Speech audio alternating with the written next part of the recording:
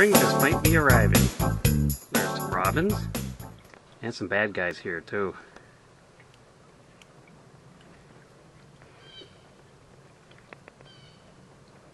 That's one way to get a lot of nutrients into the pond. Grow algae. So let's go over that in a minute here.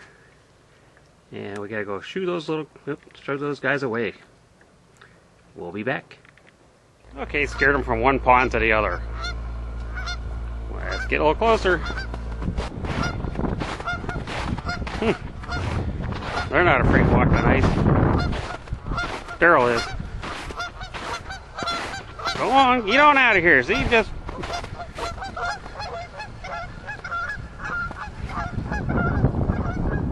Later. Yeah, what was I saying? We'll zoom in on this. Gee, what's that dark spot? Nutrients gonna fall into the water. Okay, let's go up to the other pond. Hold on. There are 3 geese are equal to 1 cow. So that's a lot of nutrients going into the ponds, which bring in the algae and the weeds, and plus whatever else they drag on their feet is getting into your ponds. Maybe your neighbor's pond or a neighboring pond has a weed you don't want. Well, if that's on their web paws or feet, that's going to end up in your pond, along with fish and whatever else gets on their feet.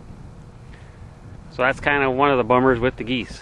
So I'll try and keep them out. Hello, Daryl Rhodes here with What Pond, Your Pond Specialist. And as you saw, we do have a couple signs of spring coming, hopefully, finally. But as you see with the white stuff, and maybe even see the white stuff floating in the air, it's not real quick, but it could change. Anyways,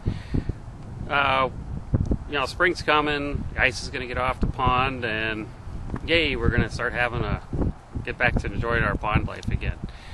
But as you saw with the geese, they're bringing nutrients into the pond, and so is all of the snow per se, but everything that's underneath the snow, because you got all the grass, leaves, and whatever's in the watershed is decaying underneath the snow. And once spring comes, it'll start growing back up, and what has died is now nutrients that are being washed into the pond. So what are some of the things that we can do to help slow the process down of algae growing in the pond? I think the cheapest or least expensive way would be to use a pond dye. And we have 3 different colors. Natural blue, nature's blue, which is more of the blue that you're used to seeing. There's a black for shallow ponds that makes it look really deep and a little more reflective with the trees. And then a twilight blue, kind of a mix of both, and makes the water look more of a natural watercolor.